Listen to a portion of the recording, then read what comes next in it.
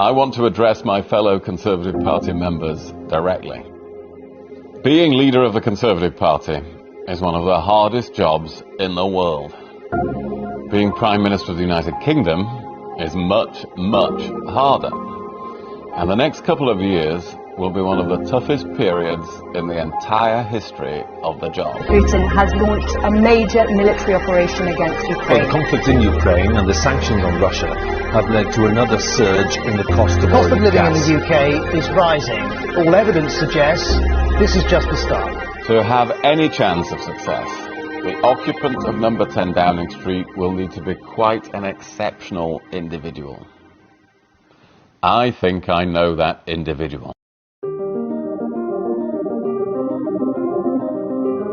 Let me take you to Richmond, 2014. If you're from Yorkshire or the North, you will know this Richmond, a constituency covering many hundreds of square miles of farmland, national parks, market towns, a couple of hundred hamlets and villages. It is one of the best places in the world to live. Of course, I would say that, wouldn't I? Its people are sceptical of politicians. They harbour a northern, no-nonsense conservatism. Any idea that you can give away money you haven't earned, or that government is the answer to every problem, is met with a dismissive, "Don't be daft." I represented Richmond in the House of Commons for 26 years, until 2015. And I will never forget the scene when hundreds of locals assembled to choose my successor as the Conservative candidate. I think we got 70 applications. I was actually in the office when he first called up to say he wanted to succeed William Hague. A farmer would be good, or a military man. Some of them chunted on the way in. We need a local candidate, said others. Or, obviously they have to come from Yorkshire, that's a given. Well, the biggest challenge that Rishi had was he came from Southampton. Rishi didn't come from an agricultural and from a rural background in any way. Well, there was a military person, there was somebody from Yorkshire, and there was a farmer, and there was Rishi. So it was, if you like, a bit of a wild card. When they filed out of the selection vote 3 hours later, they had chosen someone new to farming issues with no army career, who wasn't local, not even from Yorkshire, and who was from an ethnic minority brought up in Southampton. He walked in and they said you could feel the room lift. I went in there knowing a couple of the candidates quite well, and Rishi just blew me away. He was just fantastic. I honestly didn't expect that he would get the constituency vote. They said it was just magic. He took the place by storm. You just knew that you were talking to somebody who was very, very special. They were stunned, but thrilled. They had chosen Rishi Sunak.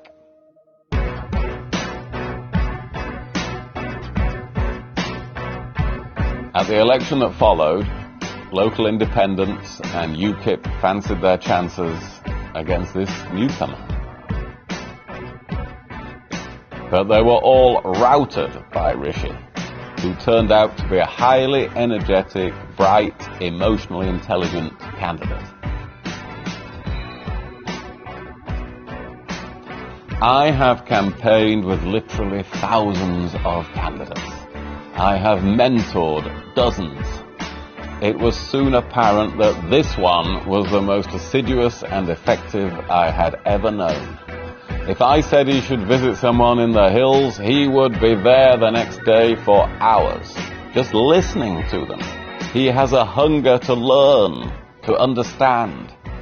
One day when I suggested he take it easy after a late event, he said he was getting up at 5 a.m. to join a farmer milking cows. You don't really have to do that, I assured him. I know, he said, but I really want to know what it's like. I've got to understand for myself. That's the nature of Rishi, he likes to understand what people are doing. He's an icon up here, He's got a very good grasp of local affairs. He puts an awful lot into it. I think he must have gone round nearly every house in Midland. It was amazing. Having grown to admire him through months of touring Yorkshire villages together, I almost don't wish on him this position, one of the hardest jobs in the world at the worst moment in decades. But then I think about the next Prime Minister, sitting late at night in Downing Street, working out how to help people with energy bills, sort out the Northern Ireland Protocol, maintain the unity of the West. The best hope is a highly disciplined, rational individual, one who always does their utmost to understand. Such a person is a very rare find in British politics. Members should realise that they have one in their midst. His name is Rishi Sunak. He has my full support. Well, your ballot papers are about to arrive, and whether you vote by mail or online, please make sure that your voice is heard. It's so important that no one is complacent, because every vote is going to count. Now, I've been travelling the length and breadth of our fantastic country, talking to all our members about my vision for the future and hearing all their ideas about how we can build a better Britain together. Now, we do live in challenging times, but I know I'm the person that can bring grip to the situation, resolve those issues, and lead us to a brighter future. And the most important task we have, of course, is to beat Starmer's Labour at the next election, and I know that I'm the person who can win for all of us. It would be a huge privilege to have your support, so please get out there and vote.